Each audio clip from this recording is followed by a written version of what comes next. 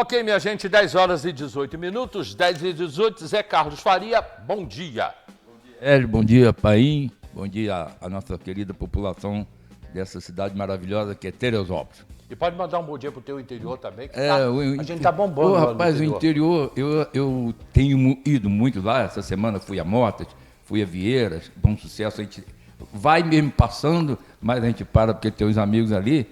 Rapaz, daqui a pouco a gente vai parar de chamar aquilo lá de interior e vai dizer aí cidadezinha, porque eu vi algumas autoridades, tive contato essa semana, o pessoal, eu já falava isso há 30 anos atrás, mas era assim, só para exaltar a nossa região, chamando Teresópolis de capital de Bom Sucesso, capital do interior, porque eu vi uma coisa do bairrismo que eu não tinha visto, era pessoas de Vieira, de Mota, Aí já de entra Venda nesse Nova. papo de uma vez, que isso interessa. Esse pessoal do interior, o bairrismo é muito grande. A gente, eu estou lembrando porque é caso concreto. Eu era presidente da Câmara, o vereador Edmilson fazia um pedido de um posto de saúde, que inclusive foi feito.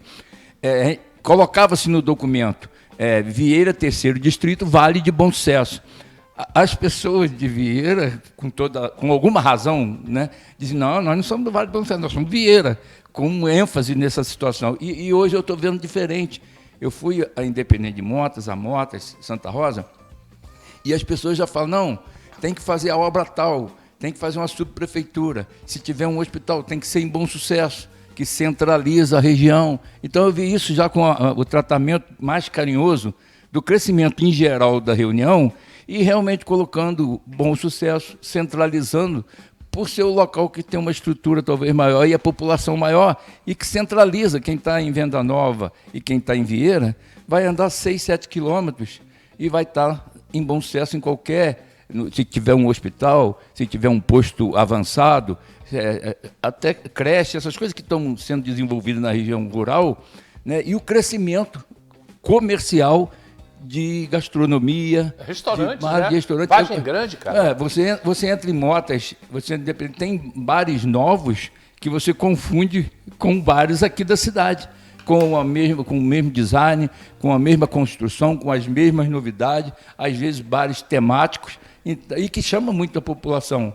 Né? Em vez de quando eu sou convidado, vamos lá no barzinho tal, inaugurou, está funcionando bem, eu gostei. Então é um crescimento visível e que fortalece a nossa região e depois nós vamos tratar desse assunto que você colocou, o crescimento de grandes investimentos que estão fazendo na região. Esse crescimento, pai, já pode entrar no papo, ele está indo, inclusive, até Água Quente?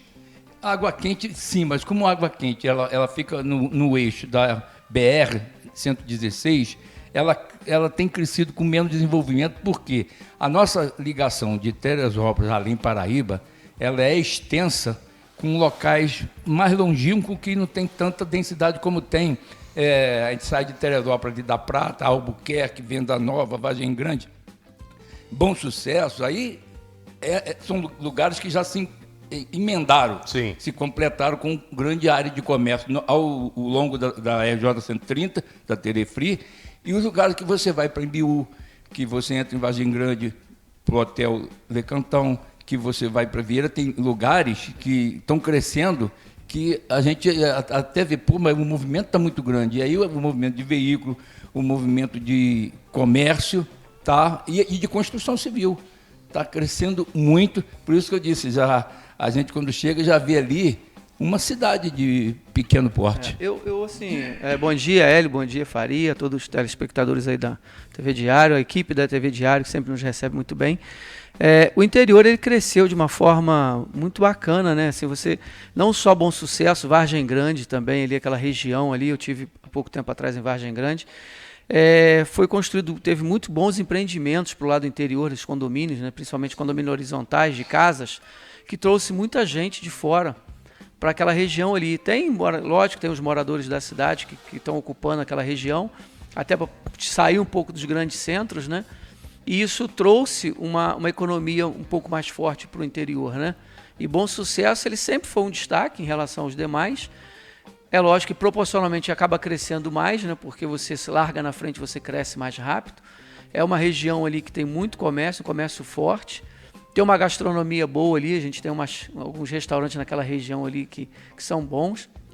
E eu acho que para a cidade é muito bom isso, porque a gente não fica só concentrado, né, num único ponto. Você acaba tendo diversidade, principalmente para quem vem de fora, né, Rio de Janeiro, as grandes metrópoles, que vem visitar o município, que às vezes quer ter um contato com o interior, com a questão rural, você tem uma estrutura para oferecer. Paim, isso é muito importante para o município. Só para colaborar com o que o Paim está falando, eu ando nessa estrada, eu nasci em 59 e já com 10 anos eu frequentava diariamente, tinha que transitar nessa estrada. Nós tínhamos um posto de gasolina, até a década de 80, mais ou menos, tinha um posto de gasolina. Hoje nós temos mais de 15 postos de gasolina, que é uma demonstração de desenvolvimento, de crescimento. Você entra para o Imbiú, tem posto de gasolina. Você entra em Barracão dos Mendes, Salina, tem posto de gasolina, não só na entrada.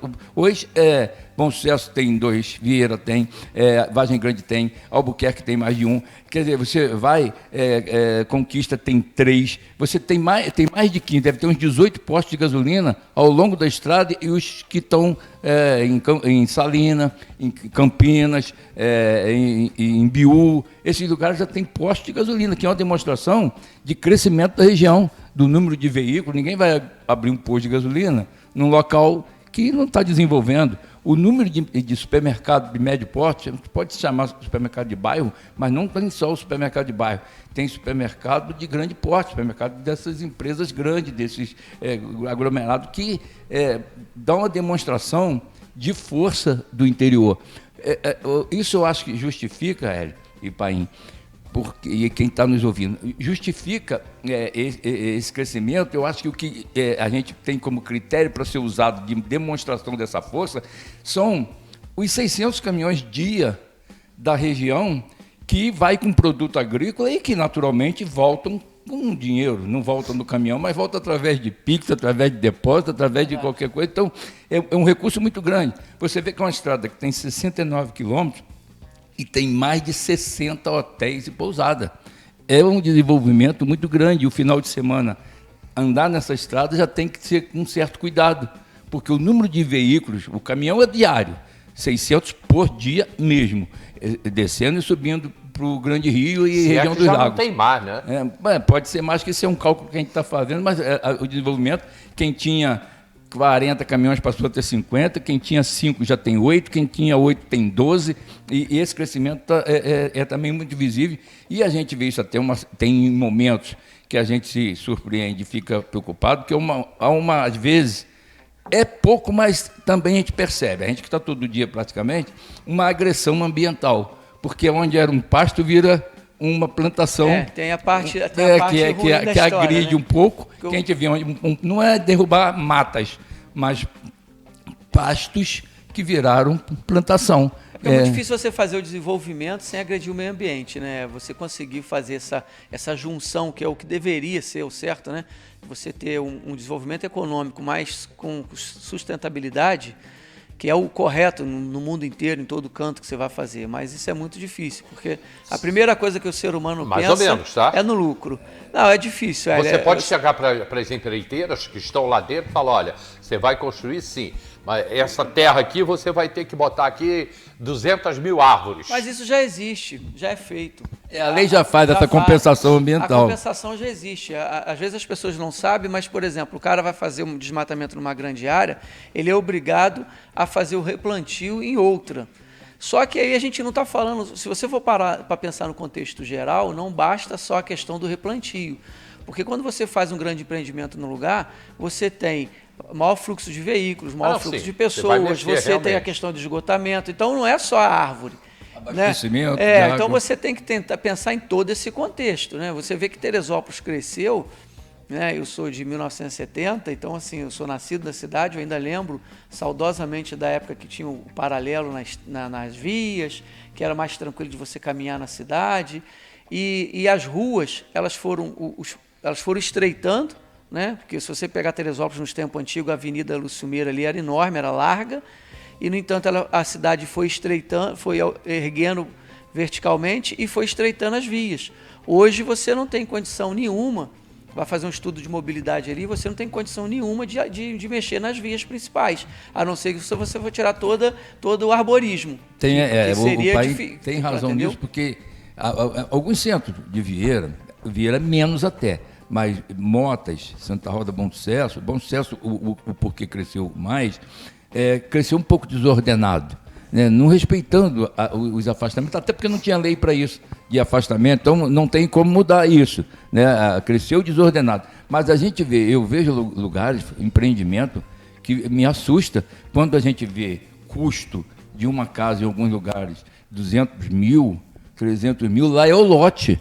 Lá o empreendimento, as pessoas conseguem vender um lote por 250, 300 mil reais. Quer dizer, é uma coisa que assusta a gente, porque a gente foi nascido e criado ali e não está acostumado com esse volume grande de recursos, de dinheiro, sendo colocado ali para construir ainda uma casa. Que são pessoas que têm dinheiro, que vêm do Grande Rio e localidades vizinhas, que investem aqui, e eu sempre digo isso e repito, pela força do nome que Teresópolis tem, pelo clima que tem. Então, quando a gente fala Teresópolis aqui, isso ecoa no país inteiro, porque é a cidade do dedo de Deus, embora as outras cidades também, claro que querem se valorizar com essa marca, né? Cidade do dedo de Deus, é a cidade da CBF, é a cidade do clima que todo mundo gosta, é uma cidade que no frio recebe muita gente, é uma cidade que tem um nome muito forte. Isso para a gente é bom e a gente tem que continuar fazendo com que esse nome cada dia cresça mais.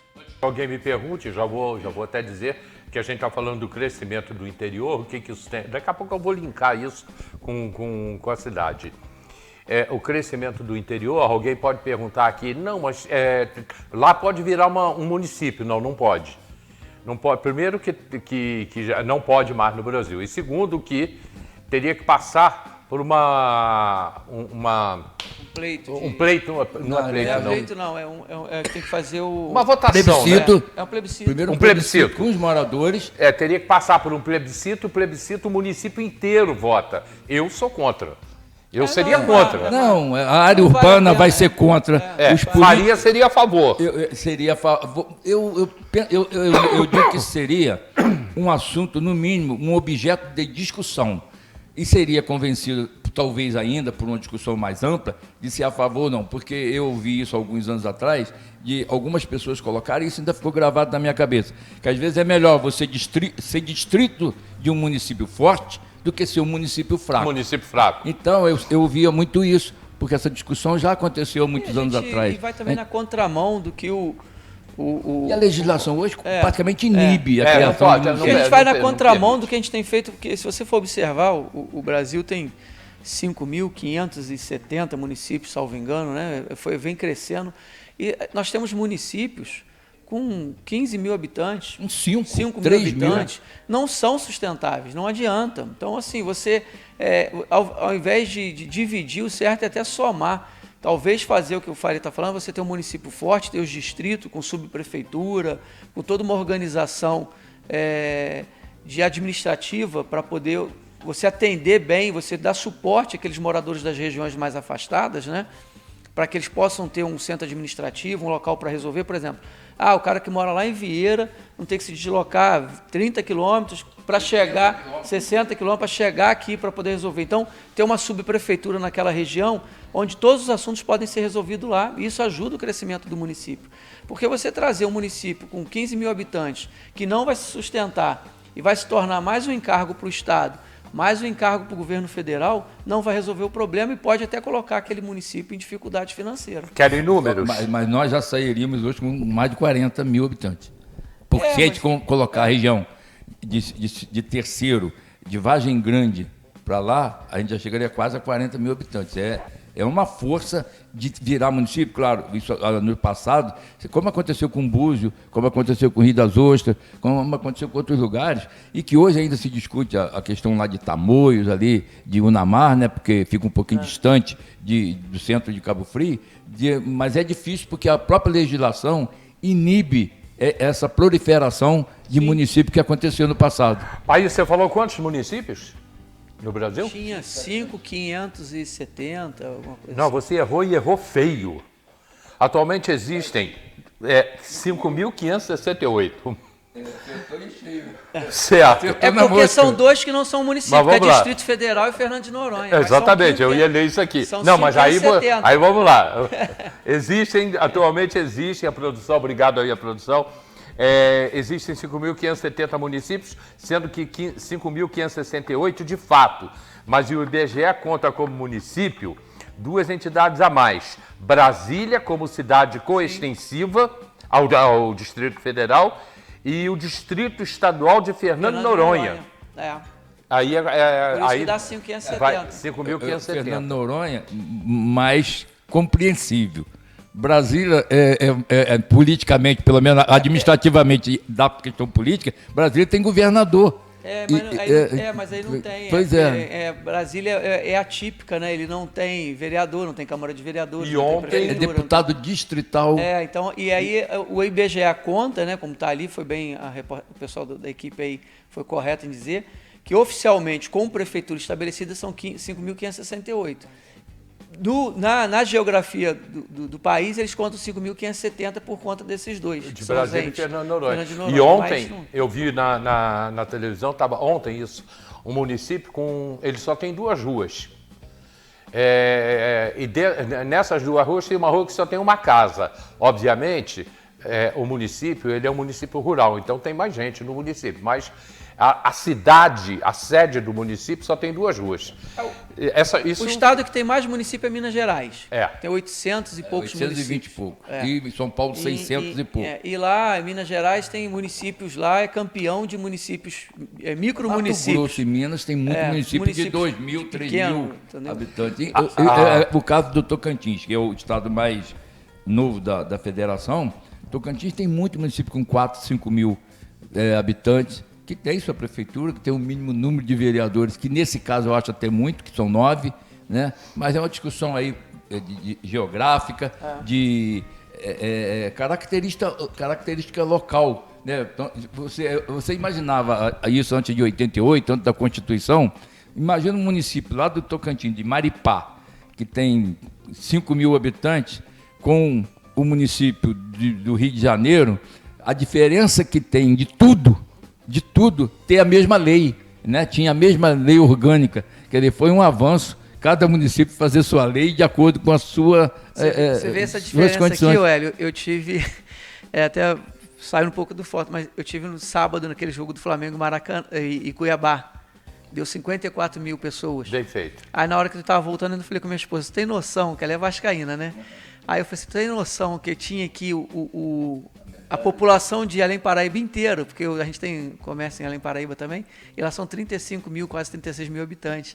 Aí ela parou para pensar, meu Deus, é mesmo? Então, assim, você vê assim, a gente tem município no Brasil que enche, não dá para encher o estádio. É campinho de várzea. Entendeu? Isso é engraçado, se você começar a fazer essas comparações. Ontem que o nosso Flamengo fez o favor de perder para o Fortaleza dentro do Maracanã, tinha 40 mil torcedores. Não, é engraçado que um abraço para a torcida do Botafogo, mas não tem ninguém que guarde uma vaga como ninguém, como os botafoguenses estão comemorando hoje. Segue o líder, segue o líder. Já que vocês entraram no esporte, nenhum dos clubes ocupa a posição de destaque que o meu time está ocupando. É verdade. Está iluminando o caminho para todo mundo. É verdade. Está lá, o Fluminense está lá atrás. Aqui eu tenho comentários aqui da Lúcia Esteves e já vai uma pergunta a vocês dois. Está interessante esse bate-papo, porque a gente está falando do município, obviamente, né? E já eu vou ligar com o Rodrigo Bacelar, que é da Alerj, presidente da Alerj. Ele faz um comentário aqui interessante, já a gente vai botar. Eu tenho falas do governador também, falando sobre Teresópolis, sobre o interior, né? Uma porção de coisas aqui interessantes. A Lúcia botou aqui, a Lúcia Esteves, um comentário dela. Sim, mas onde foi realizada a compensação ambiental? Pois nunca vi ou soube que realmente foi realizado. Pensamos que se resume a um acordo, só num papel. Você tem visto alguma coisa lá no interior? Tem replantio em alguma parte de alguns rios, mas aí o governo força, em alguns casos, o governo estadual, a questão de meio ambiente, né? É uma força que vem praticamente do Estado, mas existe compensação ambiental, sim. E fazem, mas a gente vê que a destruição é bem maior. É bem maior. Que essa compensação, eu acho que para a população, para o ambiente, ela é uma compensação que não compensa. Né? Isso porque... foi isso que eu disse aquela hora, porque embora tenha compensação, no conjunto da obra ela acaba não sendo favorável para o meio ambiente em todo, né? Respondendo ali, tem.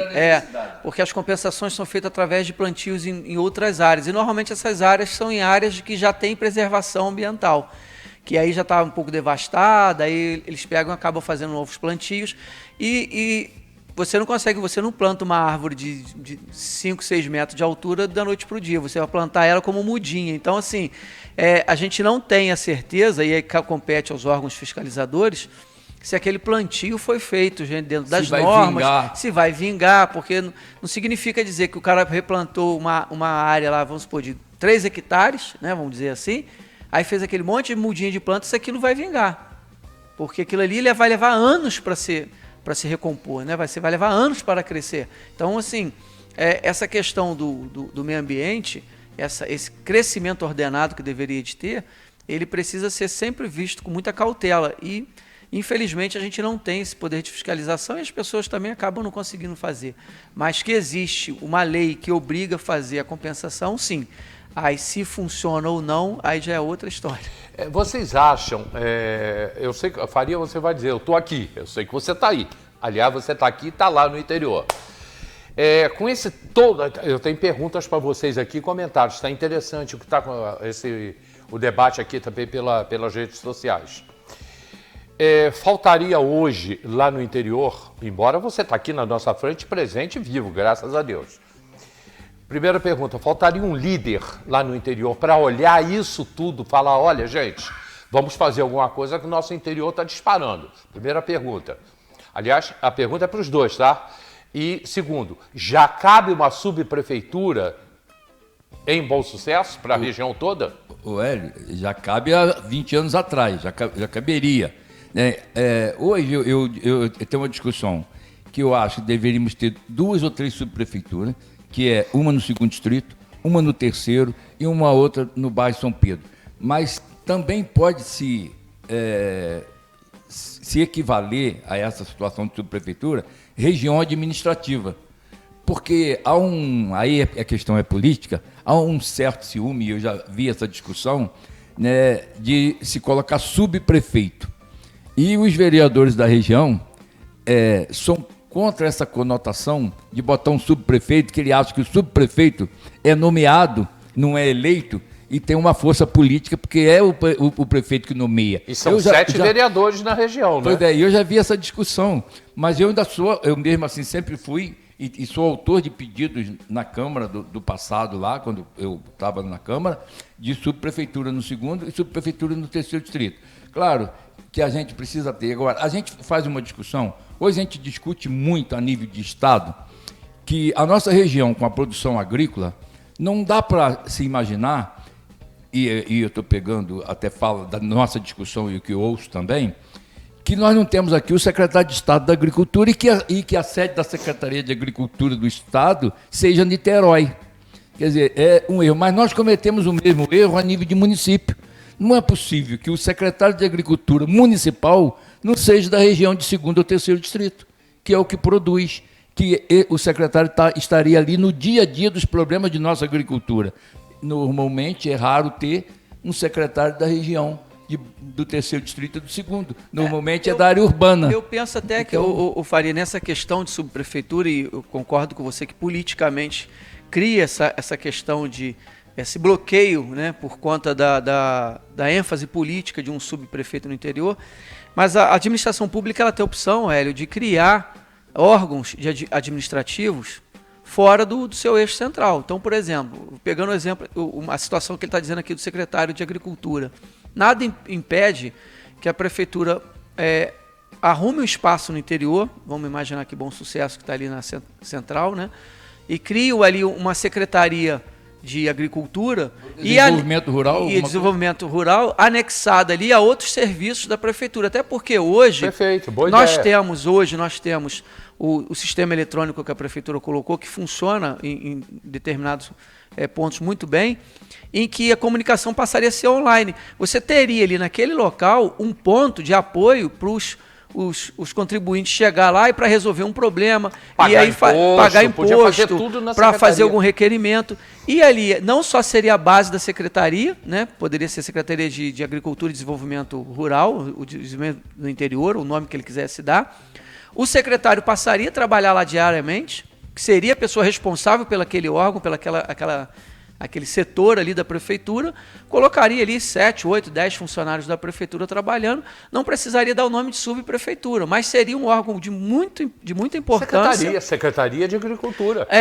Secretaria de Interior e Agricultura. Fazendo com que o contribuinte tivesse ali mais próximo dele um contato com o município. Aí, para resolver problema, o cara quer abrir uma empresa lá no interior, ele vai lá e procura lá, eles mesmos já fazem o caminho, se tiver que jogar documento de um lado para o outro, já ter um transporte da própria prefeitura, ó, isso aqui é documento físico, tem que levar por malote, já transporta o malote para um outro, mas você tem ali uma base de apoio, não precisa necessariamente ser subprefeitura. Pois é, o que o Paim coloca é para ser estudado e se viabilizar, porque se você tem a sede de uma Secretaria de Agricultura, ela pode ser Secretaria de Agricultura e Desenvolvimento Rural, e que aí encaixa as outras questões do município. Você quer resolver uma questão de educação, lá vai ter um funcionário para cuidar disso. Se você quer resolver uma questão de saúde, você vai ter alguém ali, uma base que vai orientar. E a gente precisa muito disso. A gente está muito distante de tudo, a gente sempre fala isso, e é repetitivo, mas é muito distante de tudo. Porque um secretário de Agricultura que tem que ficar no seu gabinete, tem que despachar, que não está no dia a dia, eu repito essas coisas porque a gente vive nesse dia a dia. Se você pega uma pessoa aqui, ele sabe que existe Bom Sucesso, sabe que existe Vieira, sabe que existe Mota, mas ele não sabe que existe em Santa Rosa, Baú e São Tunico, ele não sabe que existe em Mota, Pé da Serra e Buiaé, ele não sabe que existe em Vieira, Calado, Canudo, Pé da Serra, tem várias questões que são lugares que desenvolveram, já que são sublugarejos daquela região, que ninguém sabe onde fica. Se você falar, a pessoa realmente não sabe, porque não tem como saber. Só quem está ali no dia a dia, ou quem está vivendo aquele momento, é que sabe que existe essa região. E você passa em Venda Nova, você não sabe, você nem imagina o que tem na região de Imbiú e Sebastiana. É um desenvolvimento. Lá tem grandes supermercados, tem postos de gasolina, assim, uma coisa que não sabe que existe Prates, não sabe que existe Bola Preta, não sabe, as pessoas não conhecem ainda a região na sua, assim... No seu tamanho, na sua plenitude. No tamanho, na plenitude dos sublocais que tem e que crescem também. Esse assunto não encerrou, vou voltar a esse assunto, mas eu vou resolver o teu problema aí, prefeito Vinícius.